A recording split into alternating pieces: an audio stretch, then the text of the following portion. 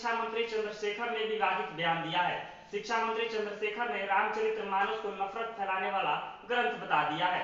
बता दें कि नालंदा ओपन यूनिवर्सिटी के 15वें दीक्षांत समारोह में छात्रों को संबोधित करते हुए रामचरितमानस को समाज को बांटने वाला ग्रंथ बता दिया है।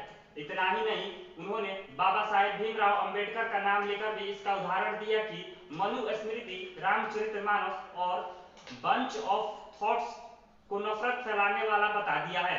सबसे पहले उनकी बयानों को सुनिए। मनुस्मृति को जलाने का क्यों काम किए? इसलिए कि मनुस्मृति में एक बड़े तबका के खिलाफ 85% लोगों के खिलाफ अनेकों गालियां दी गई। रामचरितमानस का क्यों प्रतिरोध हुआ? किस अंश का प्रतिरोध हुआ? अधम जात में विद्या पाए, भयहु जथा ही दूध पिलाए। यानी अधम मतलब होता है नीच। दुनिया के लोगों सुनो, आपके माध्यम से कहना चाहता हूँ, नीच जाति के लोगों को शिक्षा ग्रहण करने का अधिकार नहीं था। और उसमें कहा गया है कि नीच जाति के लोग शिक्षा ग्रहण करके जहरीला हो जाते हैं, जैसा कि सांप दूध पीने के बाद होता है। हम इस सवाल में मैं इसलिए ये बात कहता हूँ कि इसी चीज़ को कोट करके बाबा साहब अम्बेडकर ने दुनिया के लोगों को बताया, ये जो ग्रंथ हैं नफरत को बोने वाले, एक युग में मनुस्मृति, दूसरे युग में रामचरितमानस और तीसरे युग में गुरु गोवलकर का बंच ऑफ थॉट, ये दुनिया को नफरत, हमारे देश को, समाज को नफरत में बांटती है। नफरत देश को महान नहीं बनाएगा। जब भी कभी महान बनाएगा तो मोहब्बत ही बनाएगा। अभी आपने साफ तौर पर बिहार के शिक्षा मंत्री को सुना कि उन्होंने रामचरितमानस को लेकर क्या कुछ कहा है। इसके बाद उनके बयानों को प्रतिक्रिया देते हुए अयोध्या के परमहंस आचार्य ने मंत्री को उनके पद से इस्तीफा देने को मांग की है। वहीं उन्होंने कहा है कि मंत्री को माफी मांगना चाहिए। इस दौरान संत ने भी विवादित बयान दे दिया है। संत ने कहा है कि यदि वह माफी नहीं मांगते हैं तो उनका जीभ काटकर जो लाएगा उसको 10 करोड़ की इनाम दी जाएगी। वहीं इसके बाद बीजेपी की तरफ से भी बड़ा बयान आया है। बीजेपी के प्रवक्ता ने क्या कुछ कहा इस मामले को लेकर, आइए सुनते हैं।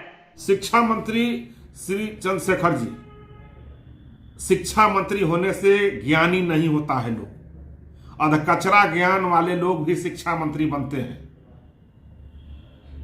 रामचरितमानस पर उंगली उठाने के पहले उसको पढ़िए और समझिए। अगर नहीं समझते हैं तो कोई अच्छा गुरु रख करके उसका ज्ञान लीजिए। 8वीं वर्ग के क्लास में जो बाबा साहब पर जो जीवनी लिखे हैं वो जीवनी ही गलत लिखे हैं। उन्होंने जो आंदोलन किया था उस आंदोलन के बारे में ही आपने गलत उसमें पढ़ा रहे हैं लोगों को।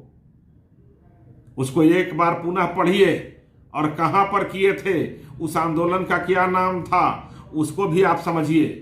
और जहां तक बात है लोगों को भ्रमित करना, समाज में तोड़ना फोड़ना और आपस में कलेश करा करके राजनीति करना, इस आदत को छोड़िए और विकास में काम करिए, विकास की योजनाओं में काम करिए। और रामचरितमानस इस देश के सारे हिंदुओं के आराध्य है, चाहे वो दलित समुदाय के व्यक्ति हो, चाहे वो पिछड़ा समुदाय के व्यक्ति हो, चाहे वो अगला समुदाय के व्यक्ति हो। ये सारा शिक्षा पर सभी का अधिकार है। समाज के धार्मिक पहलुओं पर सभी का अधिकार है। ये समाज धर्म से और गरीबी से अमीरी से नहीं चलती है। ये समाज एक सिस्टम से चलती है, विकास से चलती है। और रामायण में माता सबरी तक का भी आप पढ़े हैं और संत रविदास तक का भी पढ़े हैं। ये रामायण सभी के लिए है।